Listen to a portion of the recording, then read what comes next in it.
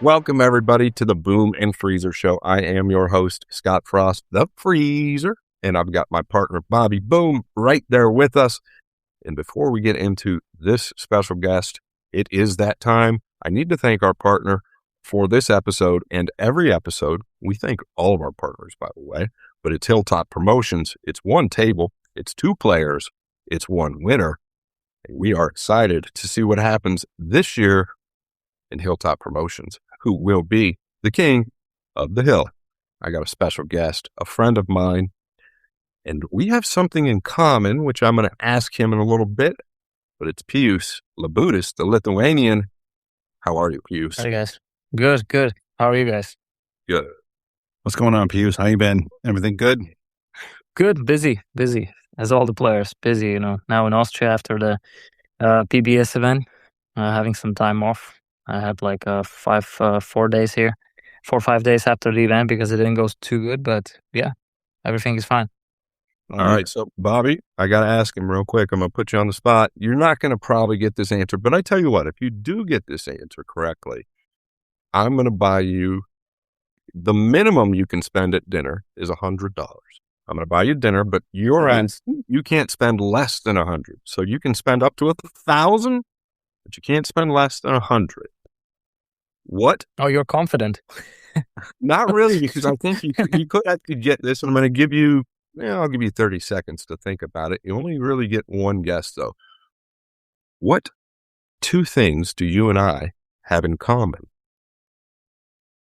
Wow. And it's got to do with you. Got to do with me. Shot Two clock things. or 30 seconds. Bobby. I could go off on this, so you can't really say anything else. You gotta pipe down, buddy. You're trying to cost me money. I know what you're doing. You're gonna be Bobby, sick. just You're gonna text be me. sick. You're gonna be sick when I tell you. You're gonna be sick when I tell you. I can't believe you didn't. And it's a good No. thing. It's two good things. That's the biggest clue I can give you. No, that's tough. No. Okay, I'll tell you. I probably don't even have a guess. Okay, no, I don't have a guess. I was commentating both of your big wins. Okay. The Bigfoot when you beat Filler, and the Hanoi Open. I was one something. So basically, the reason you didn't just win this tournament that you were at, you know why now. Okay. So what? So should I talk with Predator about putting your give him a call, or you could just pay me and I'll go out. Up to you. Okay, we talk after. All right. Nice, that was a good one. I'll still buy you dinner. I'll still buy you. Let's talk a bit about Predator and Matchroom. We've actually talked a little bit in previous shows about WNT and Predator events. What's the biggest difference, and which one do you have one that you like better? WNT? Well, yeah, I do prefer Matchroom, but just because the rules are always consistent. The racking, I like the racking. Yeah, I told you before the show that I'm not really a fan of a wood rack, not the template rack. When racking with a triangle, where the referees do the best they can, but they still can't do all the frozen balls.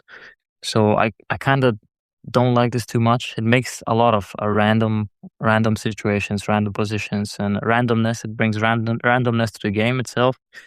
But yeah, if I have to choose, I would choose the Matchroom because of the format, maybe because of the arenas and stuff.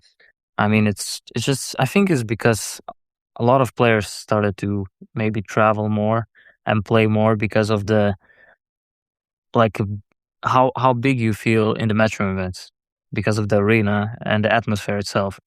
So, and Predator is doing a good thing with their events in the US and also in Asia. But if I have to choose the one, I would go with Matchroom, I think. I think that's interesting. I think they're both great things, right? Yeah. Obviously, I'm privy to Matchroom. Matchroom has given me all my opportunities. I'm grateful for it. But for a player, now, I don't know what it's like to play as much pool as you guys are playing. I mean, I played that much, but I was gambling, so it was a whole different ballgame. There's more pressure. There's a lot more pressure playing the tournament pool, plus the traveling that you guys have to do is just insane. But I do want to ask you on that question that Bobby had.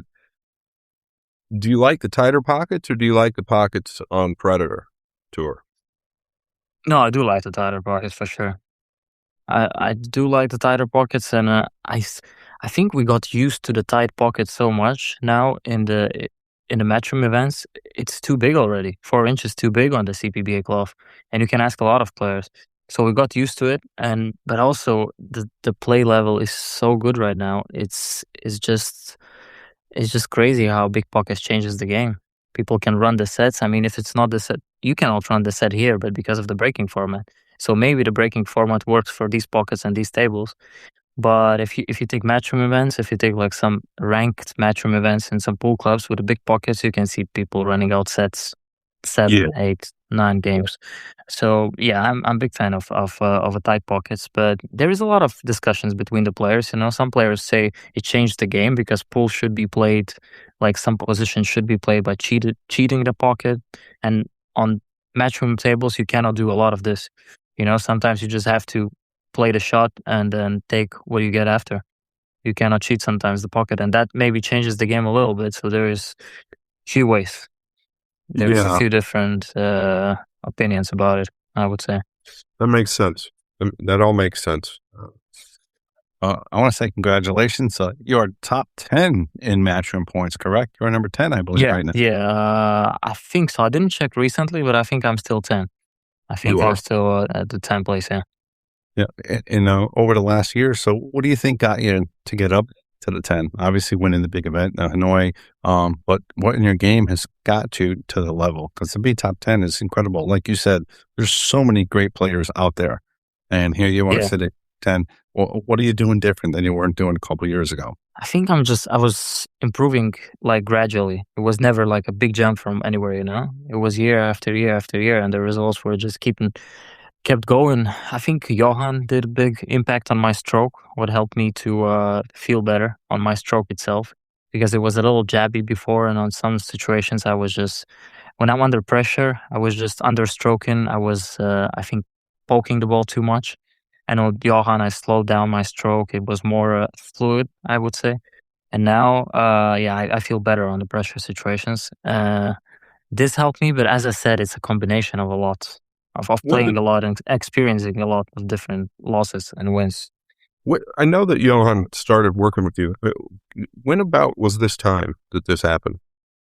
Good question. Shout out to Johan Rising, by the way, captain of Team USA. I think, if I'm not mistaken, couple years? 2025. Yeah, like couple years, 1.5 year, something like that. 1.5, 2 years, something like that. I think I noticed the difference, but I talk when I'm commentating and you're playing, and I've covered a lot of your matches.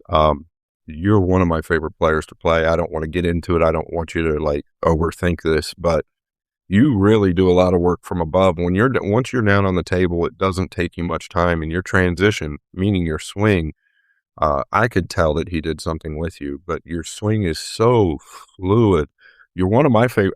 I say it when I'm commentating. You're one of my favorite players to watch. Probably my top 3 favorite players to watch. You've got one of the best strokes. Oh, nice. Yeah, thanks. I love it. You're compact, but you're not too compact. You're powerful, and your swing is just really, really sweet, man. Really sweet. Yeah, Johan changed a lot of it. I mean, I think that's what mainly he works on is the stroke, you know. And we worked a lot on it. And then it took me a while to get it working on my game. As I said, I was like a pokey player, and you can feel that it wasn't feeling right, especially under pressure. But it helped me a lot. Like, I mean, I could get into details, but I have problem aiming. Like, I always aim with the left spin, and on the last swing, I swing center ball. And few players have the same thing, like Robbie Capito, few Filipino players do this. But like my aiming is where did you like get 2 that tips from? left. Where did you get that from? The aiming, I have no idea. Idea. I just went. You always been that way? I think so, but I never recognized it, you know, because I worked with a few coaches, and I think by the years passed by, it got worse. And I don't know why. I mean, one of my theories is that I had laser correction with my eye, so my one eye was way worse than the other, and I was playing with contact lenses, and then I did a laser correction, and they were both perfect. So then it's possible it had something to do with this, because before maybe it was something different, but I'm not so sure. I can't tell where that came from. Yeah. It's crazy. The public, the people that are listening, they're probably thinking, well, how does he not know when he started doing this? But players, they don't, we or he or any of us can develop bad habits or habits that aren't the best for you, and you don't realize you're doing it, right? You don't realize you're doing it. So you would address the cue ball to the left side up to 2 tips, you said? Something like that, but I myself, I see it as a center. That's the problem. Right, but then you need to have to correct on your final swing, right? Yeah, and I corrected on my final swing because my hand is like, my muscle memory is so used to it. Now, if I would have to adjust it to the right, which is the right center, then my swing will be off because my left swing is to the right. So it would be really hard to correct. I was talking with a few coaches if I could correct it, because I really would want to. And it's gonna take, I can't do it, but it would take me half a year of like doing, like all the results will go down for sure. Like, so you're still doing it's a big change. I'm still doing this. Yeah, I was doing this for all the events. Hanoi, Moscone. Really? Yeah. Well, it doesn't seem to be hurting you too bad, and I wonder if you tried to. Have you tried to correct it? Because I'll bet if you tried to correct it, it would probably hurt your game a little bit. No, I didn't try to correct it. I tried to correct my stance a little bit. What helped me to see better, my stance, but I cannot correct my head position too much, because I wouldn't. As I said, that the stroke, I fixed my stroke on the left swing. It won't work. That's what I figured out. Right. Yeah, the stance I can correct it a little bit and then see the angles better. But as I said, I don't want to get too much into details because there's I get it. There is a lot. Yeah. Understandable. We're going to get into Moscone a little bit, but you being from Lithuania, I believe you're the only Lithuanian player ever to make Moscone Cup, right? Oh yeah, for sure. First player from Baltics, I think, and even from Poland. I think there was nobody from Poland ever. Yeah, I know you're a legend in the Baltic area for sure. There's no player from the Baltic, from that entire area. Dennis Grabe. Dennis is from the area. Dennis is from Estonia. Yeah, Dennis is from Estonia. So yeah, this is Lithuania. Latvia is north, and then north of Latvia is Estonia. So Dennis is from Estonia. Yeah. Nice. All right. So growing up, he was close a few times, but yeah. Okay. So growing up in Lithuania, who did you look up to? Who did you practice? And like you said, you work in hunting, worked your stroke. When you were younger, who did you work with? It was like I probably started with a random. I think he was a snooker coach, so just the basics and technique. But then basically, I had one coach which was from Lithuania. He was just curious to work with young players. With a few of us grew up, but nobody started to play professionally. And then after that, basically just started traveling to youth ECs, youth European Championships, and then continued with men. And I think the first like a big coach was Alex Lely. He was the first coach I went to. I think I was like maybe 19. You're 29 now? 28, yeah. 28. Okay. I think I was 19 or 20 when I went to Alex. Something like that. I'm not so sure, but from 18 to 20, I would have to check, but something like that. So he was the first real coach. But the players itself, I didn't have anybody to look up to in my country. I mean, of course, there was like more players when I was growing up, but they all started the families. It was no like they weren't so. I mean, they were good, but they weren't. They didn't want to continue and try to pursue the professional career. So they have families, jobs, and all of them quit. Well, who'd you have to follow? Like, who did you have to play around when you first wanted to play? And why did you start playing? I'm taking Bobby's questions, but why did you start? I don't know. I think, it's a tough question. Why? But it's just, I was playing basketball until 12 years old or 11. And then I just started pool, just going with my father for fun, And and it was like going to after class activity, like pool, I said, I want to try this, maybe try this. Not professionally, but as a after class activity, like basketball, football, whatever you do. And this just clicked on me. I don't know all this. But you had good players.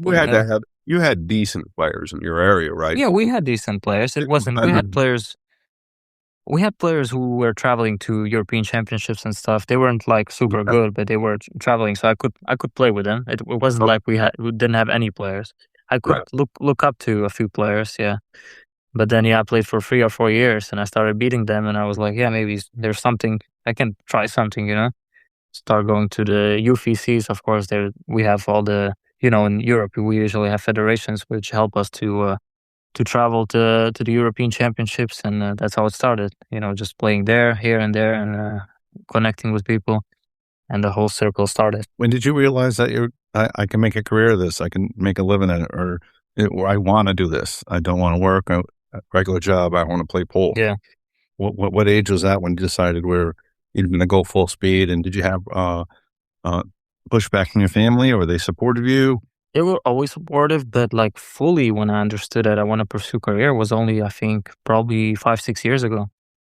Not far, because I finished university also. I have economics degree and a bachelor economics degree. I finished university because I wasn't sure how bright is the future if I 100% can pursue that. Because now I think youth players can really think about it because there is some money in it. When I was 18 or 19, it wasn't even such a big chance. The world champion got like 40 or 50K, and that was the biggest tournament back then. Yeah. So it wasn't like a great career. I couldn't even know which direction I could start trying to go to earn money. I decided to go to university and have a backup plan. That's pretty badass, right, Bobby? He's got a bachelor's. Real badass. I mean, Scott and I talked to a lot of the juniors, especially the American juniors, and we kind of say that, we should stay in school, you know what I mean, and get your degree and do what you can do first, you know what I mean, and you can do pool on the side and then decide afterwards. So kudos to you, man. That's awesome. Great job. Yeah, big thanks. Time. I regret it a little bit because I might have gotten better before because I took some time in the university, but I learned a lot from there also. So, well, you're athletic, dude. You're athletic, number one. You and I, we play. What was that game we're playing in Bosnia? Handball? Is that handball, or what was the sport we're playing? No, paddle. Paddleball. You just call it paddle?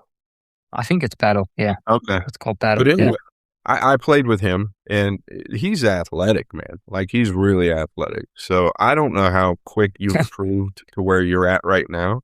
Yeah, but you're athletic, right? I can tell an athlete when I see him. I'm 50 years old. We played that freaking game is tough. We had a lot of fun. That is tough. Yeah. But I remember FSR was good. FSR was but he played tennis. Yeah, it was fun. It was fun. Yeah, it was fun. But I guess where I'm going with this is, so do you know when you started to really improve? Was it when you got out of school, college? I think so. You made that decision mentally? Yeah, probably when I made that decision mentally. I think if I'm not mistaken, it was like 5 years ago or something. I decided, I will just go all in with it because I got a small job after the university also. So a few years, I was not sure. I was going 50-50, but I decided to just go all in. And it changes actually your mentality itself, You start going all professional, so you start taking care of everything you have to. It's starting with the mental stuff, with all the meditations, preparing, see where you can improve on that side. Then, of course, fitness, then traveling. You try to plan your traveling. And because you have to, right? Now you're a professional, so you have to do this because you want to improve. You want to earn money. You don't want to be outsider. You want to be on top. So you try to see where you can improve. And I think that's why when you change your mentality and you go 100% all in, that's when it changes everything. Changes your maybe way of living and the view of how you have to live now. Yeah, your entire life revolves around your job now. That's your job, right? Yeah. You mentioned exactly. You mentioned meditation, right? This is another thing. And I'm not picking. This is just another thing that's different about people from across the pond than our people. I don't feel like we have a young, really, really good guest coming on the show soon, Payne McBride, here in the coming days. Oh, a good friend of mine also. We spend a lot of time with Payne at the D. Atkins. And, oh, really? Yeah, we're good friends. Yeah, we're good friends with Payne. Yeah, every time I see him, yeah. We go good chats, we go dinner or lunch, yeah. Nice. Yeah, he's a great kid. And I think that if there was anybody that was meditating or doing things like this, it could be somebody like him or Hayden Ernst. but we just don't see this attitude enough in America. So I and that's one of the reasons we're doing this show. Just so you understand, right? I want these guys to really understand where you guys come from, because you and Moritz, listen now, Katie, Fran, you guys all have such a discipline about you. I mean, I'm being serious. You guys are very disciplined people. I mean, you've got a bachelor's degree. You're talking about meditation. You're in very good condition. You're 28 years old. You know, you're ahead of the world, really. And I think you're not near your, in my opinion, knowing you and your game, I don't think you're near your prime yet. I think you're going to strike your prime. Well, I agree. I have million different areas where I can improve. I think it's unlimited, of course, always, but I feel like I still can improve and really bring that into my game. So yeah, I think it's not near also. Agreed. Speaking of that, when you tell me. Yeah. Go ahead. No, I just want to. Yeah, but it's okay. No, don't. I'll say what you're thinking. Go ahead. No, I might. Yeah, I got your time. Well, I think you're. I don't want to put a number on it because I don't want to get in your head. So I won't do that because I know how Moritz is and I know how you are and I know how I am. So, but and it's not because you have a lot of room for improvement. Of course you do, but your technique is unreal. I'll be honest with you. I don't know how you don't win more tournaments than you have, but I know how tough it is out there. I think you're one of the most talented players out there. So your time is definitely coming. I know that. And I don't say that to everybody. So you just got to let it happen, right? You just got to let it happen. Yeah, let's see. Thanks, man. Thanks for nice words here. Let's see. Yeah. Let's keep working hard and let's see. Yeah. Yeah, no, that's great stuff. Now, you're talking a little bit about Payne McBride. Scott obviously mentioned Morris Newhouse, and you seem like you're very friendly with a couple of the players. How does those relationships affect you guys, especially in the competition? I know we spoke with Moritz about this as well. I'll never forget 2 years ago when you guys were playing at the International, and we were there covering it and stuff. And you guys were sitting in the stands together, and you had to go play for the top four, right? Yeah. How do you do that, and how do you deal with like Payne? You're playing friends with Payne McBride, and all of a sudden you got a big match against him. Is it hard to separate that stuff? Yeah, they had to play. You guys had to play in the finals of the Hanoi Open as well. Hanoi Open, yeah. You get to that one too, for sure. I think we pool players are so competitive that when we get to the table, it doesn't really matter. I mean, of course you see it's your friend and stuff, but you get prepared for the match so much, you know the things you have to do. So basically, the player you play, you don't even think about it. I mean, it doesn't matter if it's your friend or not. And again, some people say you come there to kill your opponent. No, you don't come there to kill your opponent. You come there to show the best of yourself, you know. Somebody maybe, for someone it's easier with this mentality to kill your opponent, but I'm there to show the best I can because I'm just taking what table's going to give me. And if it's this mentality, I'm not even playing Morris. I'm playing myself, you know. I'm playing the table. So this is where it goes. And of course, it's easy to say this. Of course, it comes to your mind that you're playing a friend, but one of you has to win anyway, right? So, and it's every game like this, and you'll come back, you'll come out as a friend anyway. So nothing's gonna change after the game. Nothing changes before the game, and it's the same thing, you know.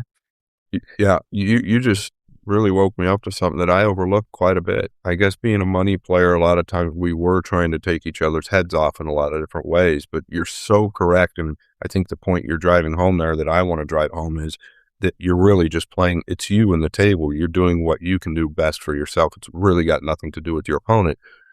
Do you think how much you can blame? You can never blame the opponent unless he's doing some sharking moves, as we know a few players who can do that. But yeah, usually you never blame the opponent. It's usually yourself, or something happens. You can sometimes blame the referee, of course, of racking bad or something. You can sometimes blame the table because it rolls off, but it's never your opponent. He does nothing wrong. You're just trying to win as much as you do, right? Of course. Yeah. I just, in your attitude on tour, I've never even I don't know that I've ever even seen you make a negative antic or move. I mean, even a negative movement or facial reaction, actually, the more I think about it, it's like you're like very stoic and positive. You're a very positive person. That's interesting. Oh, I did a lot of those. You've seen me smashing the table and stuff, but it's usually the like the multi-second emotion which just comes out of you, and I usually regret it a lot, after. I'm not like I don't smash the table and then I feel good about it, but it happens to all of us. Yeah, it happens to all of us. This game will drive you nuts. You can see Ronnie. I mean, I've just seen the clip in Instagram where Ronnie plays the English 8-ball, right? It was like 5 games in, he was smashing the table with his leg. I mean, and he do that sometimes in snooker. Yeah, it was just like a month ago, and it was funny because snooker players tell us. Like I was talking with Stuart in where was it, in UK Open, and he told me that it's this game, like pool gets you really angry. Like it's tough. It's tough mentally. Snooker doesn't get you like this, but pool gets you in like emotionally unstable situations. So it makes you stronger as a person also. Do you think it's because there's so many variables though in rotation pool? Like 100%. Yeah. 100%. There's much more luck involved, and there's like all the breaks, all the you get the shot or you don't get a shot, and all of these. Like usually, I think it's because of the luck factor, because you don't get it in snooker, right? Sometimes you get it, but it's just so rare. And in pool, it's all the time there. But if we're used to it, so we prepare mentally for it, and okay, it's gonna happen anyway. So you just have to stay in the same place, same mental space. But for them, I don't think they know what they're coming. Like they don't know what's coming for them when they play nineball, and then when they get there and get this, they don't know what to do. They're crazy. Like you can see Gary Wilson getting crazy when he's playing also. So I did see him. I did see him go on tilt a little bit. I like Gary. Yeah, Gary's a friend of mine. Yeah, but yeah. But that's just an example, Like sure. Yeah. When you were growing up, were you playing leagues at all? Were you playing gambling, or were you just practicing and playing in competitions? Yeah, just practicing in competitions because we don't have leagues. We don't have gambling in my country. I mean, we have, but it's small. Usually, it's not big. We don't set up big matches and stuff. It's like a small money games. Of course, it's probably all over the world. At least some small money games, and mostly was the competitions. As I said, in my opinion, like if I would say why the Europeans are better, like have all the system and become more athletic, like sports person than the US, is that we have this European Youth Championship and then what becomes European Men Championship system. If you see all the good players now, the Europeans, they all come from the European Youth Championship. Pretty much 90% of them.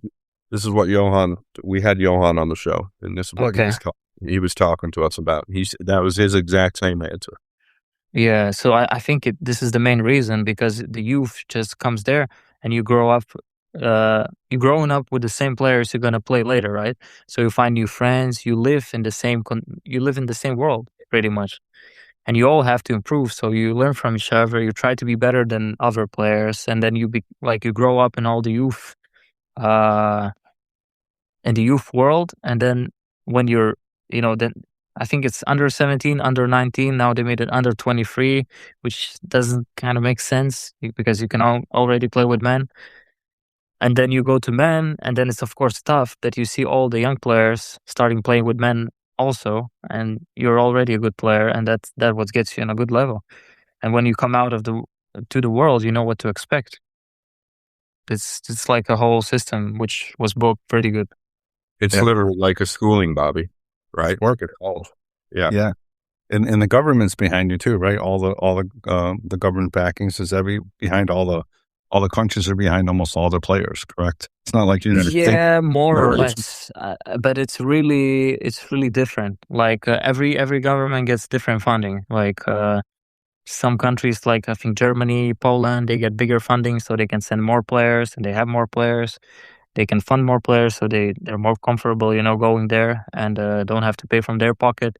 When I was growing up, my parents had to invest some money to bring me to the championships as well. So the federation helped me a lot.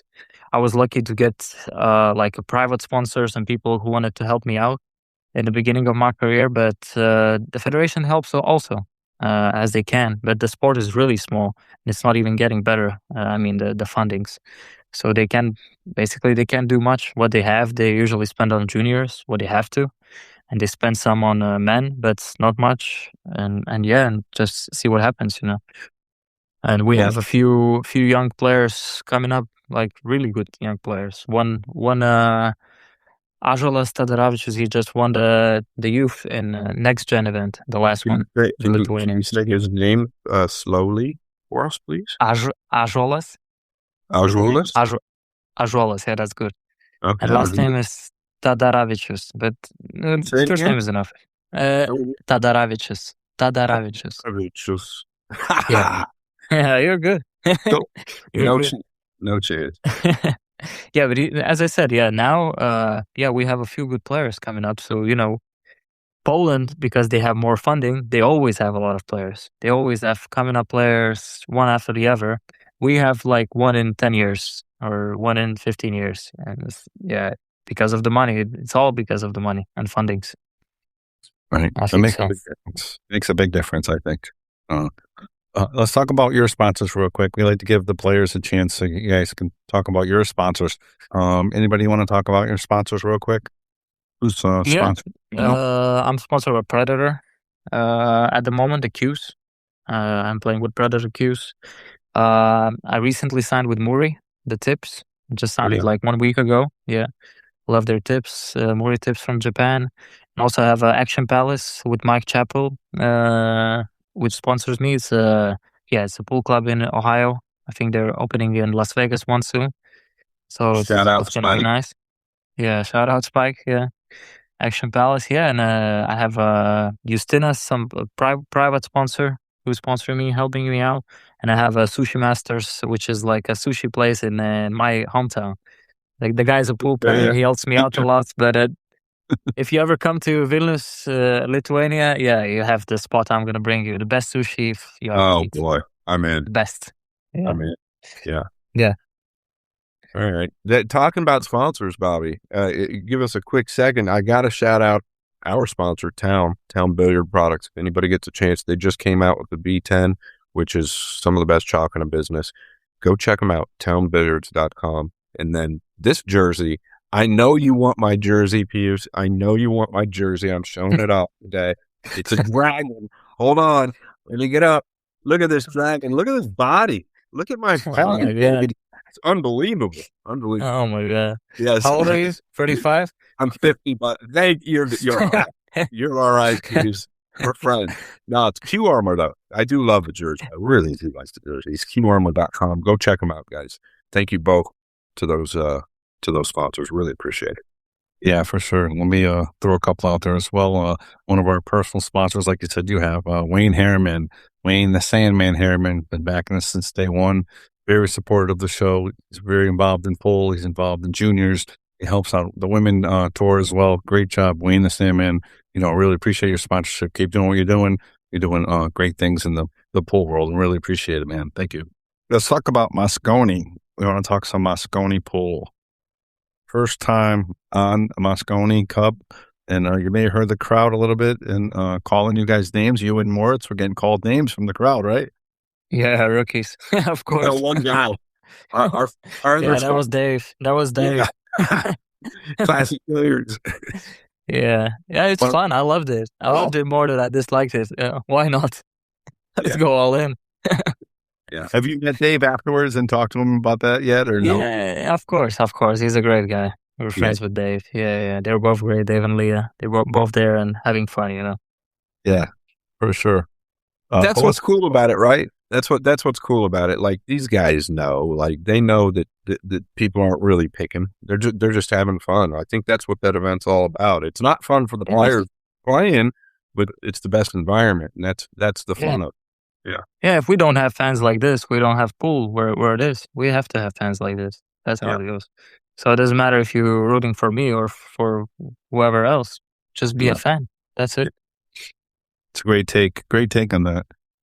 Let's talk about Moscone. Your first time being there. What was it? Everything you expected? Was it more? Same. Was it? Was it what you expected or more? Maybe it was a bit more, because it's tough to know what to expect. But the guys prepared us pretty good. They prepared me and Morris pretty good. They told us what to expect, how it's gonna feel like, and we were, maybe that's why we felt not, I wouldn't say confident. You never feel super confident in there, but we felt a little better than we could have felt. But it was, it's. I don't think you can ever expect anything. You just go in there first time, and it's pretty crazy. Really, it's pretty crazy. I think the first 2 days were not full, so it wasn't that crazy. But of course, the first going down the stairs, it's a special experience, like goosebumps and shaking legs and arms. Everything is like you don't know what's going on. You still can perform, but it's hard. But a Friday when it was full, like I think the most special experience is when you go out on your own and the singles. That is special. You're out there on your own. Friday was full arena, family is there, everybody's shouting. Like it's I think something you really want to experience at least once in your life. That's you have a great leader, or had one. If it were up to me and I was in control of Team Europe, I'd just throw Jason Shaw as captain for that team. Yeah. Really, I would. I think he's one of the best I've ever. Well, he is the best I've ever seen in that environment. But correct me if I'm wrong here. And you never said anything in the presser. You never said anything on the side. You never complained about anything. You and Moritz were pretty sick, right? Yes, we were sick. We were both really sick. Not really sick, but I was sick pretty much all the days.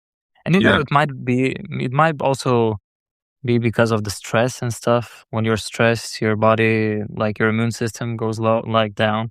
So it might have been because of that, but we've been sick. I think I've been sick so Morris got sick first and he was getting better in Moscone and I got it from him. And I think I got sick like 3 or 2 days before Moscone and I was sick the whole Moscone. Like the third day or second day, I couldn't even speak. And people thought it's because I shouted my voice. I was just sick. Like I couldn't like speak normally. And then, I think I had a fever a few days for sure. Did you think at any point? Did you think at any point that you may not be able to compete? That you were going to be that sick? No chance. I would go there anyway. No, I would. I don't know. Drink whatever medicine I have to, but it wasn't that bad that I would even think about it. But because I tried to take care of myself, I drink not all the medicine, but some medicine I can really take, and I tried to get as much rest as I can. Because some guys were going to the gym, to the sauna, I was just laying in bed because I know I have to just rest, right? So maybe because of that, it didn't take it wasn't so bad, but I never thought that I wouldn't just come there. It doesn't matter. Like why? No. Yeah, we talk about it in commentary. We talk about it in commentary a little bit, and I want to make sure people kind of knew that you guys were ill because I didn't know how you were going to perform. But the more I thought about it, and you just kind of touched on it, no matter how sick you were, the moment was probably so big. Like once you're in that moment, you probably almost forgot that you're sick, right? Oh yeah, for sure, 100%. You don't even think about it. It doesn't come up to your mind. It's so, like the pressure is so big. You don't even. Yeah, you probably just forget it. And I told it before, but I think players play sick better than they play like usually. They are when they are good. Just because you have to concentrate on one thing so much. You're just there. You just have to play one. You don't overthink. You're just fighting up there, and it helps. Yeah, it helps a lot. I won a few big tournaments before when I was sick, like really sick. I think Spanish Open I was sick, and the UK Open when I was third. Both tournaments I was sick, and I performed good. So yeah, it doesn't affect too much. But of course, you want to feel good always. It's better, then you can be 100% there. Yeah, that's the thing. All right, so you're feeling sick, but now you're playing. You got the crowd on the feet. You guys are crushing USA. The fans, you guys are jumping up and down. Did it ever get hard to stay focused with the opposite energy? You know what I mean? You're not sick. You're too much. You're too high. Everybody's too excited. How do you calm back down when it's time to play? I don't think we were too excited. As I said, I think it was a good team of experienced guys who didn't let us be excited. We were always there. We have to play. Now we're gonna play today, a new day, and they just kept telling us this, and we were never too excited. There was never a moment we were too excited because you always know 2 or 3 matches, bad matches, can turn everything around. So no. And it's easy to tell if it's only me and Moritz and 3 more rookies, maybe we would get lost. But we got 3 super experienced guys who knew how it might go, and we were just always in the moment. Yeah, I think that's where that feeling comes in when you guys start to get a bigger lead. When Europe in general starts to get a bigger lead. That's why I've always felt like it's so important for USA to get a good head start or a good start, a competing start in that event, because you can feel the energy. You can feel the energy, and when you guys when Europe gets a good lead, they know how to handle that lead. They rarely give it back. Yeah. Yeah, I mean, it's always possible, and of course, you feel way better when you have the lead, right? Sure. We don't know what would have happened if those few nine balls would have been made. Right. Maybe it would have been a different story, and we would have felt different pressure, but it didn't, and we just stayed in the moment. So we are where we are. All right. I heard you say something a while ago. You said you had to experience just once, right? When you said that about Mosconi, were you saying that because is your emphasis still Mosconi, or are you okay with, not, you're more worried about a world championship and everything else more than Mosconi? I'm not worried about Mosconi, to be honest. Like I don't want to sound like I don't know, egocentric or something, or I don't know. Egotistical? It was not. I don't even know what's the word, but Yeah. the Mosconi was never my goal. I never Okay. it's strange. I told it to Johan before also, and of course you want to make Mosconi. It's one of the things you want to experience once in your lifetime. But it wasn't my goal that year. My goal is the overall goal. I want to be a world champion. That's the thing. But that's the overall goal. I love it. But Mosconi was never the goal I was trying to reach. Of course, when you see you're high in the rankings, you try to play more tournaments, because if you go to Mosconi, it changes your life also, right? So basically, you want to make it, but it was never my highest goal. So it's again this year. It's if I make it out, I'll do my best, but it's not on my top list. Well, that way you can't be let down as well. But I think, like you said before, this is a personal sport, right? This is about you performing for. So the major tournaments way outweigh one Mosconi Cup, right? You've got to play so many events throughout the year. I just wonder how much that has to affect American players, because if they had that attitude versus getting Mosconi Cup out of their head a little bit, there could be a big difference there in who we see in the points as far as Americans, because of what happens in the States. And you're probably aware of this, Pijus, is that, I don't want to mention this kid. I constantly mention Lucas, but you get one or two players who start showing up in the rankings, and it's very hard for them to get that out of their mind. And I think that if maybe going into the season with that mindset, there's something to be said about that. Well, it's true, but it's also different. As you know, in the US, it's easier to get in the team because of the points. It's if you see now the rankings, I think the first place in Europe is 50K. What is the first place in the US? Probably 15 or 20. I'm not 100% sure, but probably something like that. What do you mean? What do you mean? I like the money ranking of the Mosconi. Oh, okay. Yeah, money ranking of the Mosconi, Yeah. $50K, and then. So if you see it in US, I think if the young people start to see it, okay, maybe I have to make one semifinal to go in the top 3, and then it changes your attitude, because you might start getting more and more tournaments and then chasing those points. For us now, if I start now with 10,000 points, I'm I have to win a major to get to the Mosconi. So are you gonna chase winning that major? You might win it, you might not. I mean, it's a big tournament.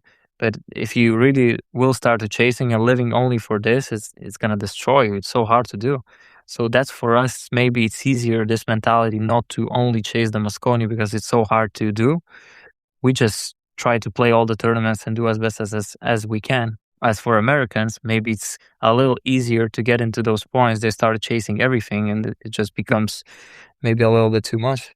It's a fair point. It's a really fair point, actually, looking at it that way.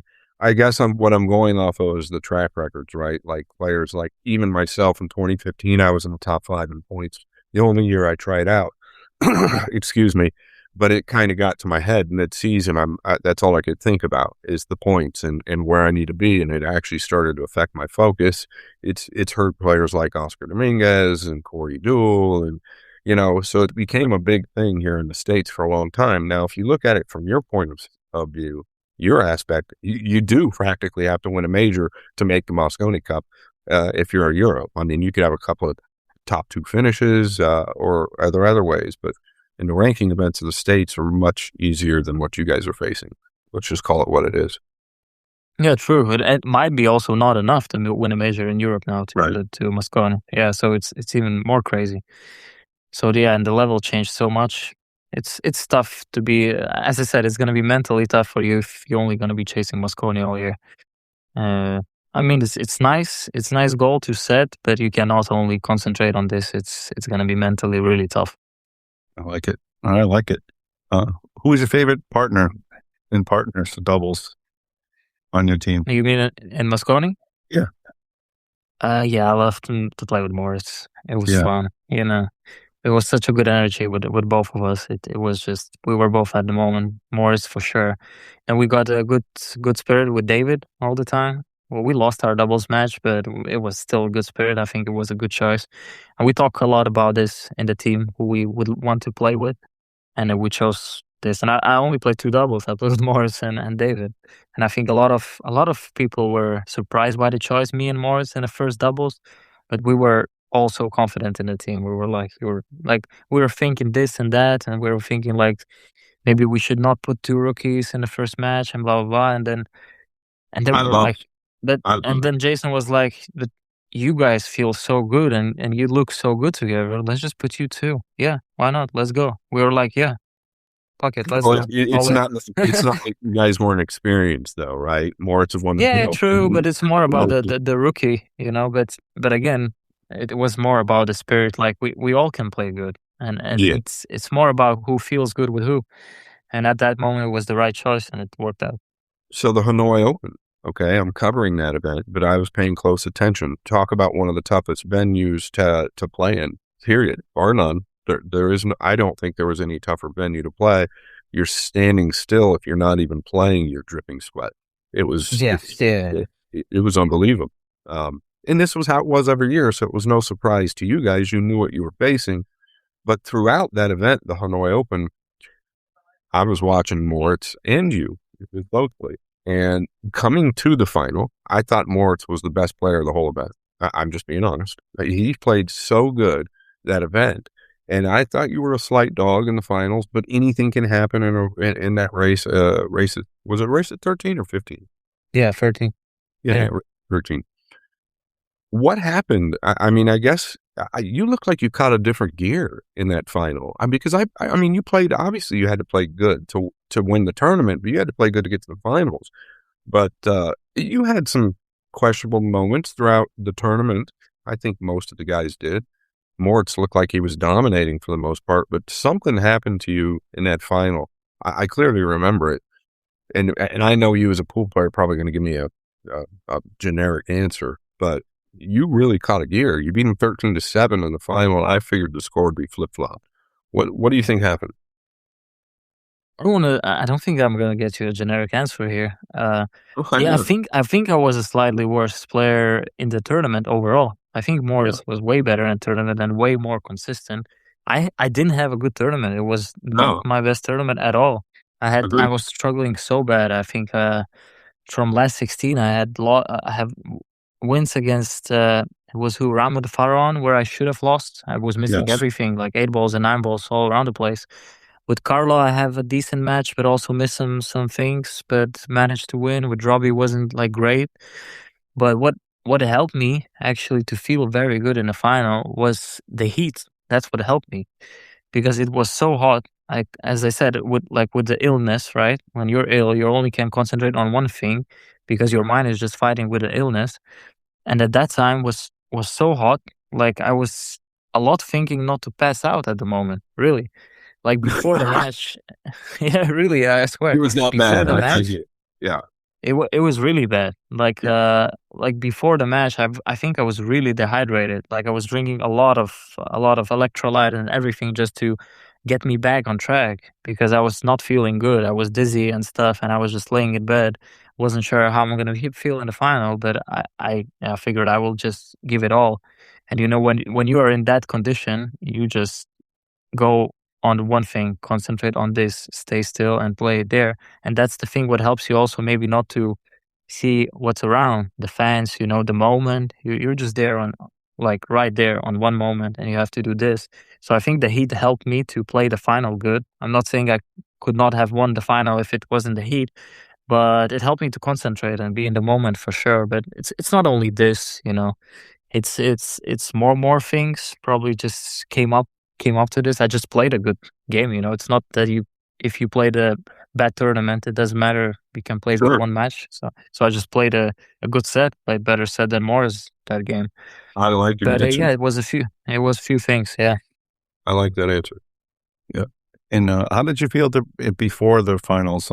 Did you feel like you were an underdog playing some Filipino players over there? Did you feel the crowd was against you, or were they pretty welcoming to all the players?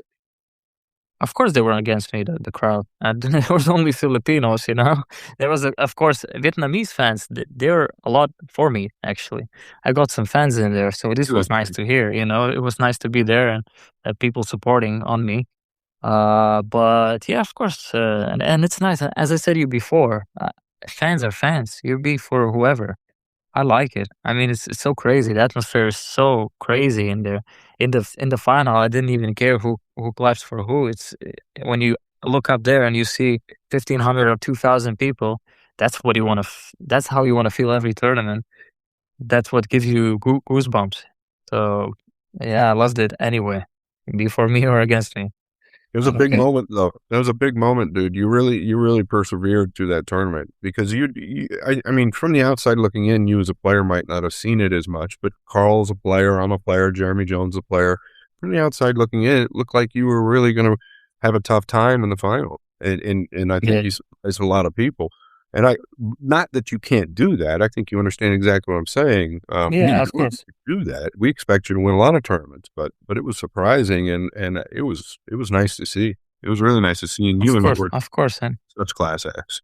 yeah, of course, and we like as friends as we are with Morris, we have we win against each other and we lose, so we also there is some clash between us. It's not that there is nothing. We're friends, but like I win, he win, and then I win, and we remember those wins and losses. So we're still competitors, but we're friends off the table also. So it was nice. And I knew Morris. He just came off from Barry Open win, so he was super confident, crazy for sure. Yes, but as I said, one match is just one match again. It's all it takes. Nothing else. It's all it takes. Yeah, and it was managed to win it. It was nice. Nice feeling for sure. Congratulations on that. It was a huge win. It was very enjoyable for all of us to watch. We're excited for you. Thank you. Like I said, he loved watching you, and we're a huge fan as well. So that was good stuff. Let's talk a little bit about life of a pool player. Right? We talk a little bit about it. If somebody's growing up trying to be a pool player, can you tell them some of the pros, some of the cons, some of the lessons that you learned in your career? Because obviously, you went to school, you kind of grew up before you did it. There's people that don't do that. They either go right into their career. Can you talk a little bit about the actual career? Is it, advice for the kids out there that may be thinking about trying to be professionals? Yeah, of course. It's probably as in every sport, it's a lot of sacrifices. So you're gonna travel a lot. That's what you have to know. You're gonna travel a lot, and you're gonna miss out on some stuff. But probably as everywhere, if you want to be successful, you're gonna sacrifice things. So that's one thing you have to understand. You're not gonna be everywhere. You will have to go all in. As I said before, you'll have to go all in, and it will have to be your lifestyle all around. And it's not just going to be traveling and fun and playing. It's going to be sacrificing when you're back home, doing the things maybe you don't want to do at that day, but it's the right thing to do. So this is the life you're choosing, and I'm not, and it's great. I mean, because it's your dream and it's what you want to do, but it's not going to be all flowers. That's the first thing. Yeah. But well, you said pros and cons. I'm thinking. I don't even know what I can. You just said the pros and cons, right? There's some things you're going to miss at home. Yeah. But like you said, you also said, even if you're in the business world or whatever you're in, if you want to be great at it, you're pretty much going to be the same risks. Of course, if you have a 9 to 5, you're going to come home every night. But if you want to be a professional athlete, you've just got to commit totally. And I think that's the benefit, right? It's not going to be all. Yeah, if you see all the successful people, as you said, not only about sports, you only see the top of it, right? Where they are, you never see how they got there. No, there's so much, and so much ups and downs, not only in the pool but in your life. What do you have to sacrifice? What do you have to go through? All the emotions, all the practice, everything you put on the table. It's invisible. Invisible is that you're on top at that moment, and what brought you there, nobody know. But I don't want to discourage young people. This is of course what you have to will get through. But the life is nice. I mean, if you love the game, you want to do what you love, right? And it's beautiful. You work for this. We all work for this just to be in the moment where we can play and travel and be good. And you improve not only as a player but as a person. So you're kind of investing in yourself, sacrificing the things, but investing yourself in the future. So it's worth it for sure. And as I said, I don't want to discourage with the young kids saying that it's not all flowers, but it's just the reality how it is. You're a great speaker. Your words are not mixed. They're not misconstrued, not mixed. Very clear, very knowledgeable. I'm trying to improve on this also, because usually I'm really chaotic on my speaking all over the place. Very, very well. I've known you quite a long time, and I didn't really know that you were this. I don't even know what the term would be. Maybe. Yeah, I mean, I knew he was intelligent, but boy, it's really showing. He's really showing his intelligence here. It's like, you think I should be a speaker or something? Like you're pretty good at it. You're pretty good at it. You're pretty good at it. It also echoes you on the pool table, right? Like, I knew that you had it in you. I just haven't really seen that. We've talked, but I didn't really see that. It definitely echoes who you are on the pool table, because you're very disciplined on the pool table as well. Thanks. And it just seems so effortless for you. Everything seems very effortless for you. Your frickin' pool game seems effortless to me, but I know it's not effortless. I know the work you put in, but just the way you carry yourself is pretty cool. Yeah. That's two things I want to touch on real quick is what Scott touched on is one, your work ethic. I'd really like the people to know exactly what you do for practice. What is your schedule and routine, but also as far as the pros we're talking about, professional. When you travel, do you enjoy it? Do you like going out to eat? Is there a lot of things that you do? Go sightseeing? So those are the two things I want to touch on real quick. Okay, so yeah, if we touch the practice first, it's basically a lot of monotonous things, like monotonous. I try to keep my gym routine pretty much 4 or 5 times a week, if I can, maybe 5-6 times a week, but it depends. So I count practice not only on the pool table, but off the table is also practice. Like, because some players do only on the table practice, and I don't count it only this. I would say if it comes to the pool table practice, I'm still trying to figure out what's the best for me. But usually, what I do, it's like 2 sessions a day, like in between with a break. It depends on how many time I have until the next tournament. Usually, if it's 1 week before the tournament, I try to concentrate on playing things, usually playing format things, more get into the rhythm, into the feel of the game, because I don't have a lot of players to spar. If I would have more players to spar, I would also include that in my playing routine. But if I have more than 1 week until the tournament, I also include some technical stuff which I can improve. Like feel better on my stroke, maybe change some things on my stroke, or see how I feel on different shots. That I don't want to do next to the tournament, but I do it before. Yeah. So basically, this is what I do on the table. Off the table, of course, as I said, a gym. I do meditation pretty much every day, but it's just 10 or 15 minutes. What will never hurt you. And all of these things. I like doing ice bath, but it's just off. Maybe you can include that into practice, but it's just helps with your mental readiness, stuff like this. And I think pretty much it. I mean, of course, trying to track the food good, eat good, because of the gym, and also because of general life to feel good. And that's what I do, I think, when I'm back home. You also said practice. You said practice on the table, but you also said practice off the table. Now, I'm not trying to plug something I'm doing, but I think it's a good time to mention this, because I already know you do it. You know what positive self-talk is, right? positive self-talk. You're constantly telling yourself that you're going to do something, right? You're going to win this match, or you're playing very well. You're constantly telling yourself that you're in a good place, right? Manifesting it, right? Yeah, affirmations. We call them affirmations. So I guess basically where I'm going with this is that I don't know where the youth, like a Payne McBride, I think he's already at that point, but I don't know where the rubber meets the road, meaning, I'm going to try and say this clearly so people understand what I'm saying. There comes a point when you're young where you just start telling yourself how good you're going to be and that you want to be a world champion. And you tell yourself you're going to be a world champion over and over and over. And that's positive self-talk. That's affirmations. In a lot of ways, that could also be meditation.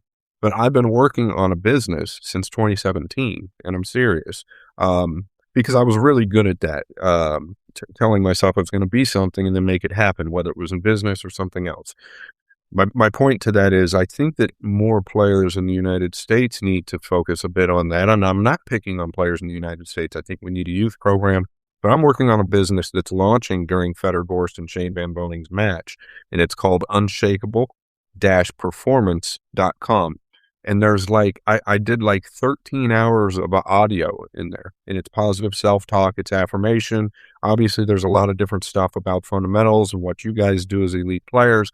So there's there's a 30-day course with 3 different tiers, but also a bunch of affirmations, a bunch of videos. My whole point to that is when you talked about practice and then you said, obviously, practice off of the table, you're constantly telling yourself positive things, right? You're thinking positive things. When I say telling yourself, you're not talking out loud, but your mind is constantly working on the positive end, right? Kind of, but I'm more into visualization kind of thing. This is what I'm saying. Visualization. Visualization. Because yes. Right. Yeah. Because with visualizations, you can visualize whatever is positive, or even you can do negative. It is if it's gonna help you, but that's definitely gonna help you with anything. I mean, you can read books about it, and you can see any sport, and all the big athletes said it is one of the biggest thing in the sport is visualization. Jesus Christ, it's tough word to say, visualization. Trust me, I have a big part in this quote. There's a huge part in this course about visualization, and I have to audio part. And there's visualization 18 times in 4 paragraphs. And it was I had to take it. I had to do 40 takes. So I already know that word's tough. But I'm with so I see you. Affirmations and visualizations is important. Yeah, very important. And I see where you're going. And it's actually it's not easy, but I mean it's as everything in life. I mean, you have to be consistent with it. If you start doing it a lot, you really started believing it is gonna be real. And there is a lot of things I did with visualization, which I visualized that moment and it happened. And I was not even sure, I've been here and it's not even a special moment. Like when I was European Youth Champion, I visualized how I'm on the stage, yes. with the trophy. Yes. And I was with a trophy and I'm not really excited because I was here. It's very strange feeling, strange feeling. I think because you live it so much, though, you're visualizing it as much, or a better term for that is envisioning it. You're envisioning that so much that once it happens, you're like, well, duh, I already knew that I was going to be here, right? That's kind of exactly. Yeah. Yeah, it's really powerful. Yeah. How do you keep that schedule when you're on the road, when you're traveling? That's got to be real difficult, right? Do you have it in a journal? Do you just mentally know what you're going to do for the next month? How do you go about that for your schedule when you're with your troops?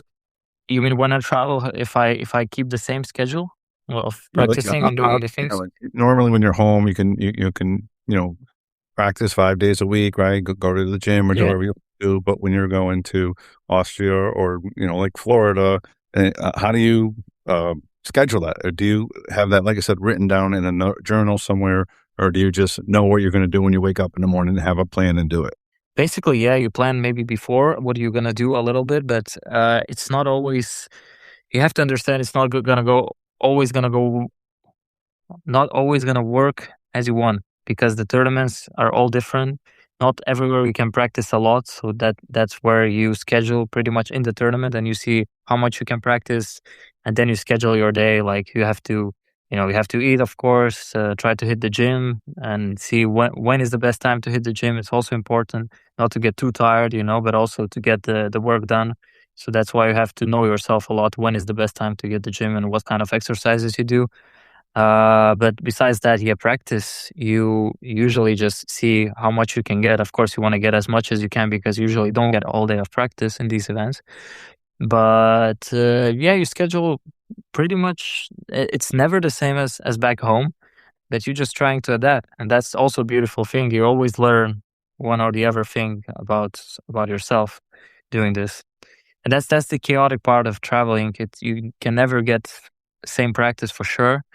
It's never gonna be enough, but you come ready, right? You prepare before events, so you know what to expect, and you just try to get back in stroke. Just usually, I need 1 or 2 hours, maybe at the table, do certain exercises like a little bit of mighty X, a little bit of certain shot making exercises, and I feel good again. So as I said, the main work you do back home, and then there is just reminding yourself, just feeling good. But when it's, as you said, when it's 1 month on the road, that is when it becomes tough because you really have to find yourself practicing more. Because I feel like after a few weeks, I'm starting to lose my belief in my stroke. Then I need some more practice. So then you start searching where you can get some more practice, maybe some more gym time to freshen your head, try to eat healthy. That's not easy part for sure, especially in the US, I would say. You mentioned 1 month on the road. How often a year do you travel? I mean, well, I'll just bring it up. The August for Matchroom is insane. Are you even signed up for the? I didn't look. Are you signed up for the Phoenix Open and the Arizona Open? Oh yeah. I will be from Vice City Open. I will be in the US. I'll see you there. I'm working the Vice City Open. So that is actually from the Vice City Open to the US Open is over a month. Yeah, exactly. Yeah, that's going to be interesting. But we'll have some gaps between it, right? I think there was going to be like 5 days in between, what was it? Phoenix and US Open maybe? Or Arizona and Phoenix? Well, the Phoenix Open's the 18th through the 22nd. The US Open starts the 25th. Oh, so yeah, maybe after Arizona So the Arizona Open starts the 13th through the 16th. Yeah. Oh, okay. And the Phoenix Open starts the 18th. So there's only 1 day between there. There's after Florida. Florida to Arizona. Yeah, that's the one. Yeah, I knew there's a 4 or 5 days gap where we can get some practice and get some rest. That I knew. So that's what I was going to ask you. Do you still? I think that's what you're saying, though, right? Is that when you're playing like on a month on tour, you know that rest is more important than almost anything. Do you change your workout regimen once you're even during a tournament? You're not going to the gym going hard, right? You're just doing light cardio, right? I do light cardio, but I like to do light weights also. I feel like light weights wake me up more, and I feel like more aware of myself and the body. Like I feel better as every day. Like I feel better after this movement. Usually cardio, light cardio is okay for me, but I still feel more tired after light cardio than after light weights. But if again, you see, if you don't have to play the same day in the evening, you can even do like a zone 2 cardio of 1 hour. It's all right. It puts you back to sleep as long as it's not like a zone 5 cardio where you get super tired. Yeah. So you see about the schedule, but myself, as I said, it's so different for every player. A lot of players don't even want to work out during the tournament because they don't feel good. Me, myself, I feel like light weights, even if the same day I'm playing in a few hours, it's still okay. I'm feeling good. I'm just, I feel like my muscles feel better and I feel better myself. But that's the learning process. You have to go through and see what's working for you, what's not. And I burned a lot of times myself doing too much cardio before or too much cardio before going to sleep and having to play the next day. It's all a learning process. Bobby and I just did a guest, Arseny Sevestyanov, and oh, nice, young 23-year-old up and coming straight shooting son of a gun. We played this tournament together. You did? You beat him? Yeah, I beat him. Yeah, this tournament. Okay. I think he's struggling right now to find himself a little bit. Right? He's 23. He's hard on himself with his routines and his schedule. He wants. You just said something that's great. You said it multiple times where it's not going to be perfect. Right? Like it's never going to be perfect because there's so many variables. You're going from tournament to tournament. Some you get to practice more. Some you can't practice. Some, and he's like really pretty hard on himself with the traveling and the schedule. And I think that it would be really good if he spoke to you because he was like, no, we spoke together. He told me like I think we spoke in Derby, and I was like, man, how are you? Like, where are you traveling? And he said, man, I'm gonna be on the road like for 4 months or 5 months. And I know for him it's going to be crazy, because I've experienced that. I've been on the road 2 months and it drives you crazy. You come back super tired and you need to recover. After 1 month, you're not the same person. You cannot play good tournaments. That's exactly what happened to him. He overburned. He didn't play good events. But you can't just say to him, don't do this because it's bad for you. I think he has to experience it himself and see how it works. Yeah. Yeah. So, he's just hard on himself. They're harder than I expected. Yeah, it's okay, and it's good, I think it's good attitude for Paul. And as the thing, I was just making a podcast with Morris, and we talked about this. That I think very good. I don't even know how to say. A lot of players are hard on themselves, and it's really hard to be appreciative about what you achieved. And it's the thing a lot of players have, and I think that's what drives us to be better. Agreed. Because we like me and Morris, we both talked about it. Like I won the Hanoi Open and I was happy, but then after a few days, my thoughts were like, okay, so but what went wrong? Like, this is where you have to improve. This went a little bit wrong. Okay, the next tournament is like this, and it's never like I'm never gonna be fully appreciated. And we were thinking about it, and we think a lot of players like top players are like this. And it's tough on yourself, but it's what drives you it moves you on and drives you to be better. Yeah, I think you have to be. I think the point I was making with Arsenia is actually he was more like picking on himself about his routine, like his schedule, and like it was unbelievable. What he was saying was it was unbelievable. Okay. He's like, I have to do this for 30 minutes and I'm not getting that done, and I have to do this for 30 minutes and I have to work out for 30 minutes. And I'm like, dude, when you're traveling like that, it doesn't work kind of like that. You kind of got to go with the flow a little bit more. That's what I was trying to get through to him. But being harder, it's exactly how I'm feeling sometimes also. But I just learned to stay to myself that it's not going to be perfect, and you're just gonna have to go with the flow sometimes, and then it's learning process.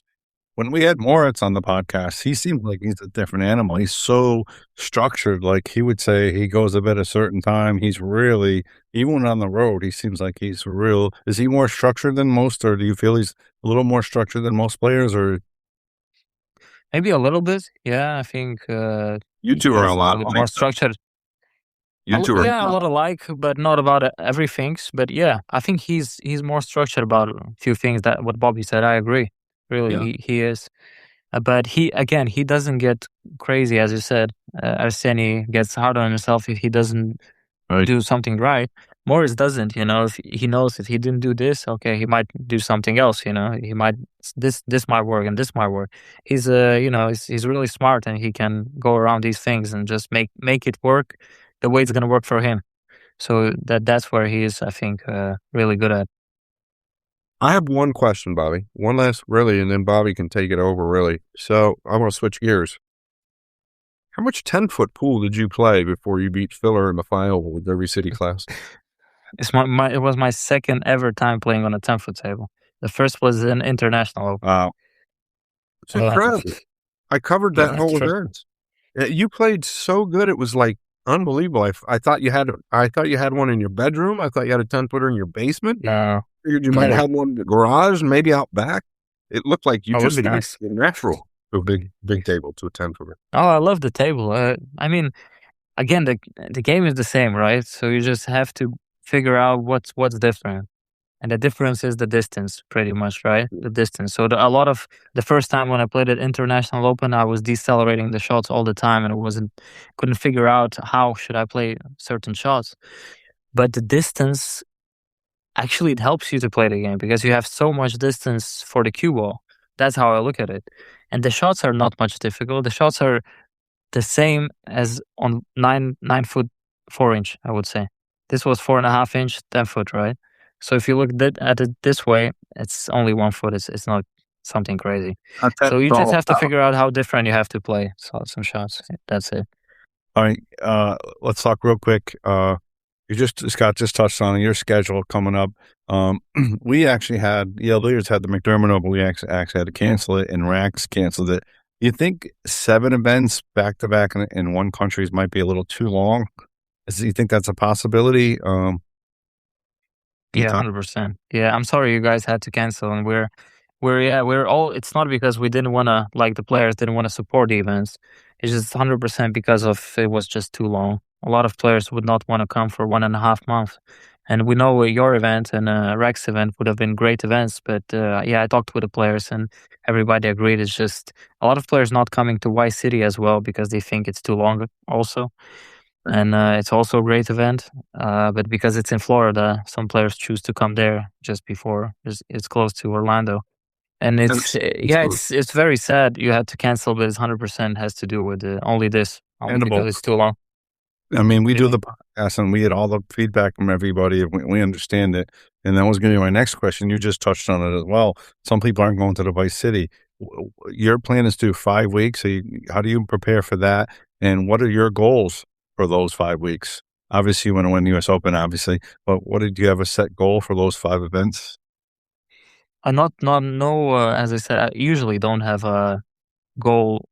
It's not goal oriented, not like I don't want to achieve certain places, but at this I want to be as stable as I can, and I want to feel as good as I can because I know the 1 month is going to be tough. So I want to feel in all the events that my stroke is there for sure. My stroke is there and I feel good. And I recently changed my shaft. I'm playing with a wood shaft now, so that's what I'm trying to figure out a little bit. Okay, hold on real quick. What is the wood shaft low deflection? No, it is a low deflection. It's a Centro, so it's carbon inside, so I can't say it's 100% wood. It's a Predator Centro shaft. Okay. And I changed it, I think it was 3 months ago maybe, or 2-3 months ago, something like that. And I feel better. It's all about just didn't got enough feel from the carbon. I'm not saying it's not good, it's just how I want to feel. And I felt something was missing from the last year, and I want to change something, and I think that was it. That was the shaft. I didn't mean to cut you off. I actually play with a wooden carbon now as well, the SMO shaft. Okay. Day Flowers, and I got a lot more feel with the wood and carbon versus just carbon, right? So yeah, exactly. Especially for one pocket, I feel like it's a big game changer. It's not even close. Yes. Yeah. Sorry to cut you off. You were on a run there, and I all good. Don't worry. Yeah. So I feel like on these five weeks, you said it's gonna be 5 weeks. I just wanna feel good because I know how tough it's gonna be after 2 or 3 weeks. Arizona and Texas and Florida in August. It's gonna be sick. I mean, how the weather is gonna be sick. We're all gonna be boiling there. Yeah, hot. But I'm looking at the fun side also on this. My travel buddy is usually Francesco Candela, if you know him from Italy. Oh yeah, probably know him. He's a seasoned pro. Yeah, of course. Yeah, awesome. I love that guy. So with Frank, we travel everywhere. We're going to travel in all the events, pretty much all the events from Florida there. So it's nice to have a good company, but we're both oriented in the same things. We're both doing all the professional things like the gym and trying to eat good food and feel good. So my goal will be just to try to feel good in every event. And if I can manage that, the results will come. When you come here to Arizona, first off, they have air conditioning. So you'll be all right. There's air conditioning here. Yeah, I don't know. He won without air conditioning. He doesn't want to turn it off. No, I want to turn it off. Yeah, can you turn it off, please? Yeah. Definitely, though, depending on what food you like, this city, I'm not joking, is one of the best in the country for like very good food. So any food you like, I think you're gonna like Nice. Copen, and I think you'll like both events. I really do. I'm a I'm little looking bit. forward to this for sure. Yeah. All right. You'll have fun. Yeah. We're not going to hold you anymore. I'm going to say goodbye, then Scott can close it up. But I want to say, hey, thank you for joining the show. Like Scott, Thank you guys. you spoke very well. I think a lot of the young players, even the pros that are going to watch, are getting a lot out of it. And I really appreciate coming on. And I know it's going to try texting you back and forth, and I really appreciate you stay with us. Of course, guys. Thank you. Thank you for having me. I'm going to echo exactly what Bobby just said. Really, I mean, you're a class act, but I'm a fan of your game. When I first started looking for Matchroom, Carl was always saying fan, he's a fan, and Jeremy's a fan. I was kind of transitioning from playing into commentating there, and I'm like, what are they talking about, fan? And now I have like my certain players that I really like their techniques, and you're definitely one of them. So Thank you. Yeah. Anyway, Thank you. Appreciate it, Scott. Thank you. But just buy me dinner for that if you can. Give me dinner. Okay. We'll meet. Or throw me a little. Once you are the Villas, actually, sushi is on me. I got you. Thanks, bro, for coming on. We appreciate it. I hope the fans appreciate it. Thank you, guys.